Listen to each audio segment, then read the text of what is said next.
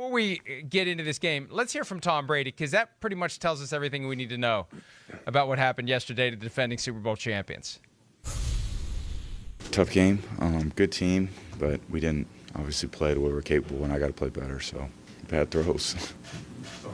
Bad throws. Yeah, I just threw it to the wrong guy, so I had Mike open. Cost us a game. I got to not throw interceptions. That's the key. Tom, last year you guys went into the bye week on a downturn and lost 3 out of 4 and were able to kind of use this time off to bounce back. Is there a key to this team doing the same and coming back different? Yeah, I mean, we got a lot of fighters, so going in there, battle back, try to do better next week. Mike, what was so jarring about yesterday's game, we hadn't seen one like that from Brady this year, and we just kind of assumed that the progression of his time in Tampa had kind of worked all that out, and those games were over where he was going to have the head scratchers. But yesterday was a head scratcher.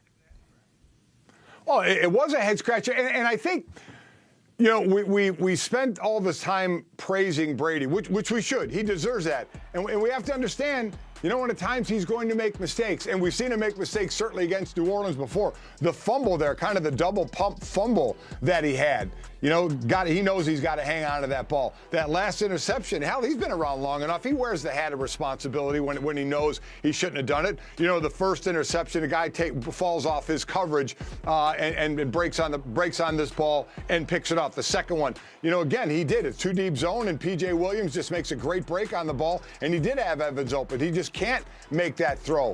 It's a mistake.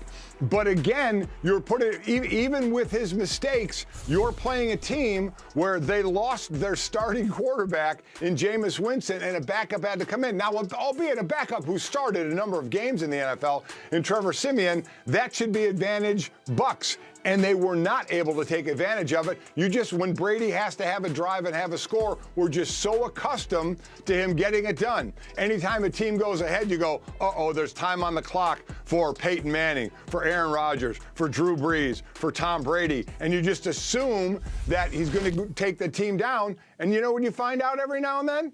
One of the greatest to ever do it is human. He makes mistakes, and he made a mistake there. And so I don't think we can take much more away from that, because he's not going to play a perfect game. Throws 4 more touchdowns, though. The guy's still unbelievable at what he does. But every now and then you make a mistake. And he stood right up there and said, threw it to the wrong guy. Sometimes, you know, it's Occam's razor, Mike. It's just as simple as that. I threw it to the wrong guy. I had an open guy, and I didn't throw it to him. And they go into their bye week with a loss, just like they did last year. They lost to the Chiefs at home to enter a late bye, and they didn't lose another game after that. 4-0 to finish the regular season, and then obviously 4-0 in the postseason. And hey, we know what Brady will do. He'll internalize it. He'll get upset, and he'll try to figure out a way to get past it. But there is something about these Saints. You saw the graphic up there: 20-4 against everyone else, 1-3 against the Saints. Now he's 1-0 in the Saints game that matters, the postseason last year. But that is just jarring when you look at that. 8 touchdowns and 7 interceptions against the Saints. He did have 4 yesterday, which is impressive because you know what? He quietly set the record all time for most 4-touchdown games. He and Drew Brees were tied at 97. Brady has I don't think he cares, but he got that yesterday with his 4 touchdown passes. But, yeah, they got some work to do, and they'll have a rematch with the Saints coming up later this year. And it would be smart if they could win it. They got two games back-to-back, Week 14, Week 15. Bills and Saints at home. Those are going to be important games now for a team that, you know, it's just amazing how quickly that aura, I don't want to say of invincibility, but just special. You know, there's a handful of teams that feel special, and one game, one little pinprick on the balloon changes everything.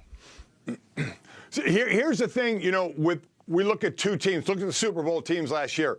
People are genuinely concerned about Kansas City and, like, can they flip the switch? They think they can because we've seen them be down in games and come back. But there's concern there, a redone offensive line. You know, there's concern. With Tampa Bay, you know, I think a lot of it is, listen, you'd love to have a high seed. You'd love the road to have to come through your town. I get all that. But for them, I just had that feeling like their feeling is just get there. You know, we should win the division. you know, we really should. We should have a really good record. But just get there, get Gronk healthy. He's missed some games. Because you have this veteran team, you brought everybody back. Just get there. We all know how to win. We all did it in the playoffs, all to the Super Bowl championship last year. So to me, it's kind of different feelings of Kansas City. There's a wonder of, well, can they regain this? And for Tampa Bay, I really think it's like, they have a bunch of guys who have been there, a bunch of veterans who came and wanted to play with Tom, and it's all about for them peaking at the right time. Hi, I'm Mike Tirico, and thanks for watching. Make sure to hit subscribe for the latest news and highlights from NBC Sports.